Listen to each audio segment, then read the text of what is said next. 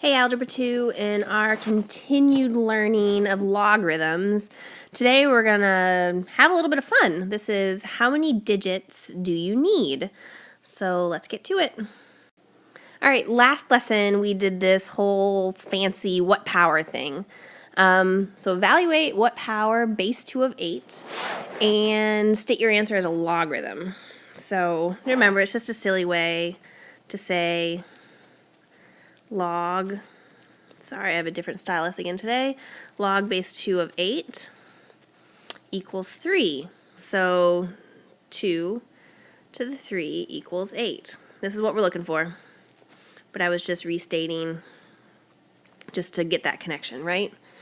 So log base 5 of 625, that's 5 to the 4th power. There's our answer. All right, this is sort of a fun and different way to talk about logarithms. So let's read the exploratory challenge.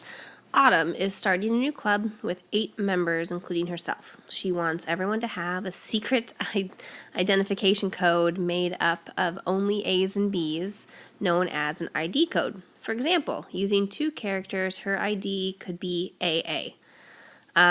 Using A's and B's, can Autumn assign each club member a unique 2-character ID code using only A's and B's? Justify your answer. Here's what Autumn has so far. Let's just guess around. Like, what else could we do? I have A, B, B, B, and what haven't B, A. I don't have any more secret codes for that one, right? Nope, she can't do it. All right, using A's and B's, how many characters would be needed to assign each club member a unique ID code? Justify your answer by showing the ID codes you would assign to each club member by completing the table above. All right, let me get that table back over here. Okay, so I need to add an A to Autumn here. And let's just start making some things up. I don't know, BAA. Move that B around. Looks like I have enough, won't I? Oops, I already used that one. That's funny.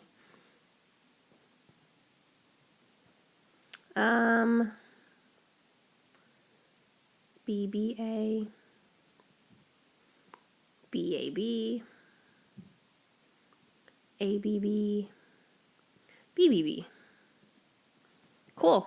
So we would need 3 characters in each ID code. We see the completed table.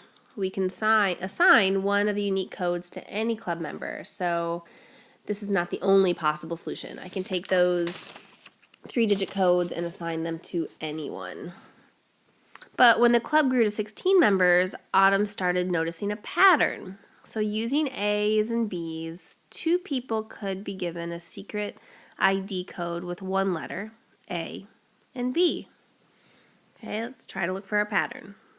So when we're just using A's and B's, now 4 people can be given a secret ID code with 2 letters.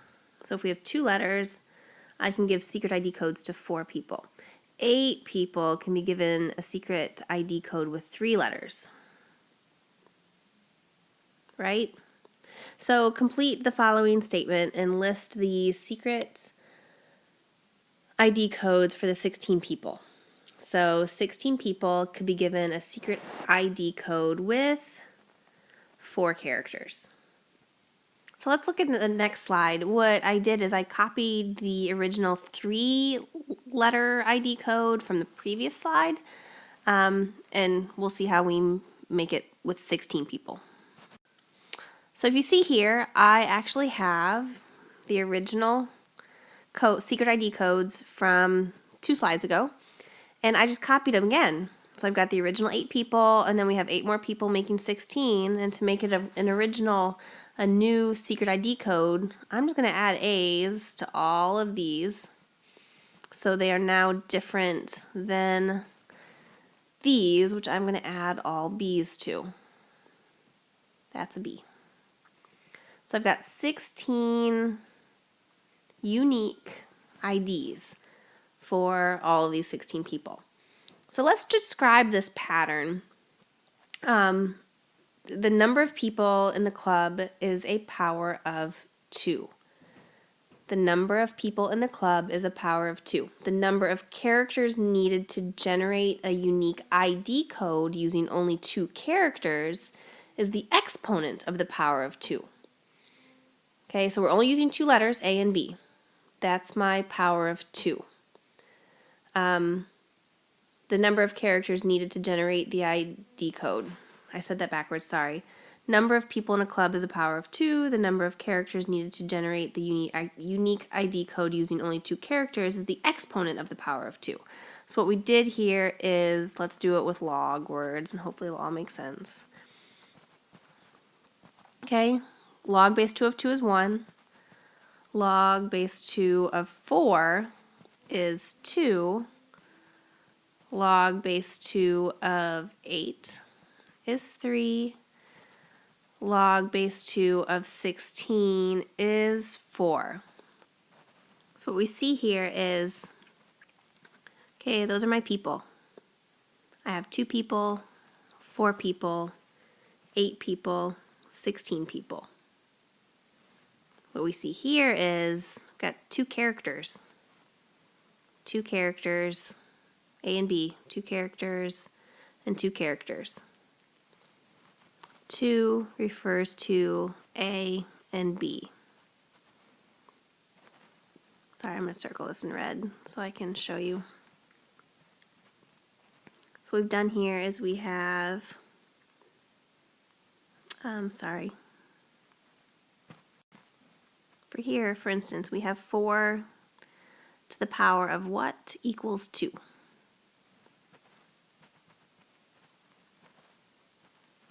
Right? 2 to the power of what equals 2. 2 to the power of what equals 8. 2 to the power of what equals 16. And this one is incorrect. So let me just correct it. Sorry about that. We have 2 to the power of what equals 4. So we have our logarithmic function and our pattern in words. To repeat the pattern in words, the number of people in the club is a power of 2. The number of characters needed to generate a unique ID code using only 2 characters is the exponent of the power of 2. So a logarithmic function can be used to model a pattern. For example, for 16 people, you'll need a 4-character ID code because log base 2 of 16 equals 4. All right, let's try it on our own. In the previous problems, the letters A and B were like the digits in a number. A 4-digit ID code for Autumn's club could be any 4-letter arrangement of A's and B's because in her ID system, the only digits are the letters A and B. When Autumn's club grows to include more than 16 people, she will need 5 digits to assign a unique ID code to each member. What is the maximum number of people that could be in the club before she needs to switch to 6 digits? So we had earlier log base 2, and we know log base 2 of 32 equals 5, so 5 digits. So 32 people. More than that would be log base 2, 64 people, 6 digits. So since log base 2 of 32 equals 5 and log base 2 of 64 equals 6, she'll need to switch to a 6-digit ID code when the club grows to more than 32 members. So 32 works for 5 digits. We would need 6 digits, and that would get us up to 64 different people in the club. Oh no, if Autumn has 256 members in her club, how many digits would she need to assign each club member a unique ID code using only A's and B's? So 256. 2 raised to what power gives me 256? That's an 8. Okay, 8 digits of A's and B's. Okay. I'm hoping that some of you who've done any computer programming can see that our whole A, B, dot, dot, dot, dot, dot code is just like zeros and ones. Okay?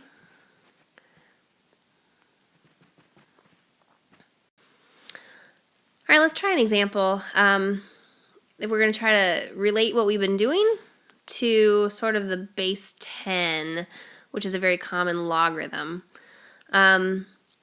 So we're going to assign ID numbers using digits 0 through 9. Okay, that's 10 different digits, right? 0 through 9 is 10 different digits. Just think about this. Let's see. 1,000 people are given unique identifiers making up the digits 0 through 9. How many digits would be needed for each ID number? So we have log base 10, because we have 10 different digits, 1,000 people.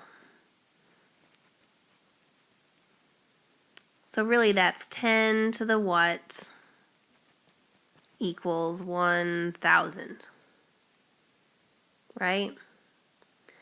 So I think we would just need 3 digits. It's not an I think, it's an I know. Now it's all messy. My question mark is trying to turn into a 3. So 1,000 people are given unique identifiers making up the digits 0, 1, 2, all the way through 9. How many digits would be needed for each ID number? So if we can use digits 0 through 9, which is 10 different digits, 1,000 people, I actually only need 3 digits. You would need 3 digits. Like, our numbers would be, this is one person, this is another person, etc. That would give me 1,000 different combinations of people, of IDs for people. Cool? So using logarithms, it is necessary to determine the value of log 1,000, log base of 1,000, which is 3. It quickly tells the number of digits needed to uniquely identify any range of numbers. So when would you need to switch from 4 to 5 digits to assign unique numbers to a population? When would you need to switch from 4 to 5? So we just used 3 digits. 10 to the 4th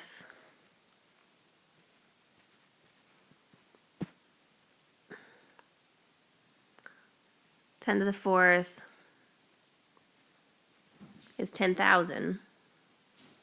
That would be 10,000 people with a 4-digit ID number, right?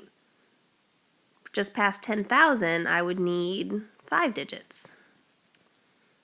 And that would get me to 100,000. So let's try another one. There are approximately 317 million people in the United States. Compute and use log, let's see what this is. 1, 2, 3.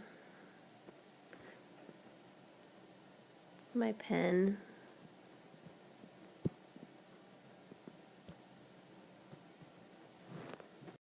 Sorry, I'm having stylus problems again. There we go. So 1, 2, 3. That is 8 zeros, which is 100 million. And this one right here is 1, 2, 3, 4, 5, 6, 7, 8, 9. This is 1 billion, which is 9 zeros. So compute and use log of 100 million, which is 8 zeros, and log of 1 billion to explain why Social Security numbers are 9 digits long.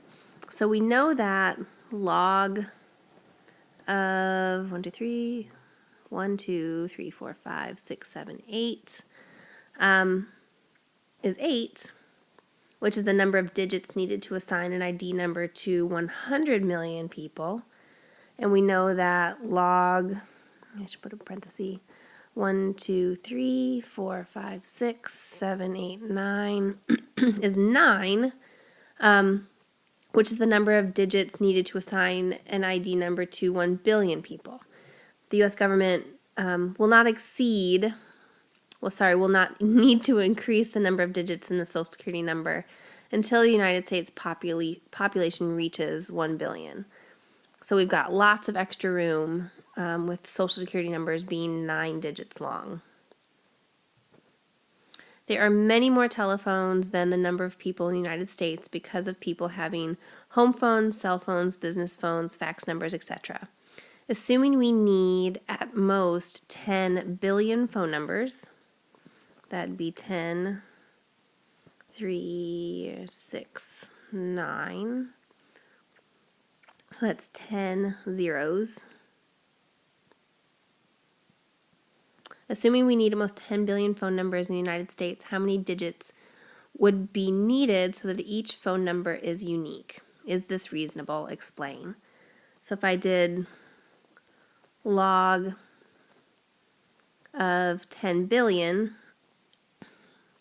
that would be 3, 6, 9, 10 digits. So you would need a 10-digit phone number in order to have 10 billion unique numbers. Phone numbers in the United States are 10 digits long.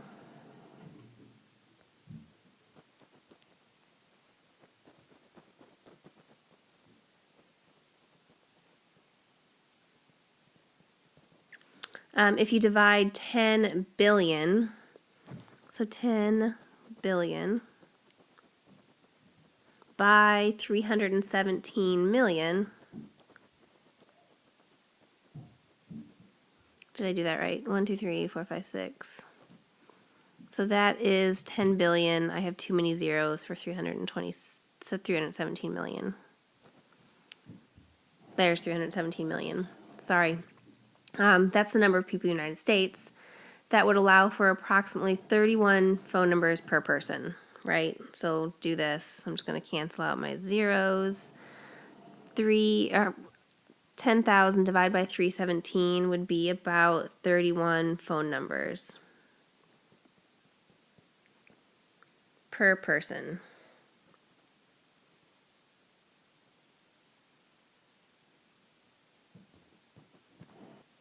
That is plenty of numbers for each individual to have more than one number, leaving many additional numbers for businesses and the government.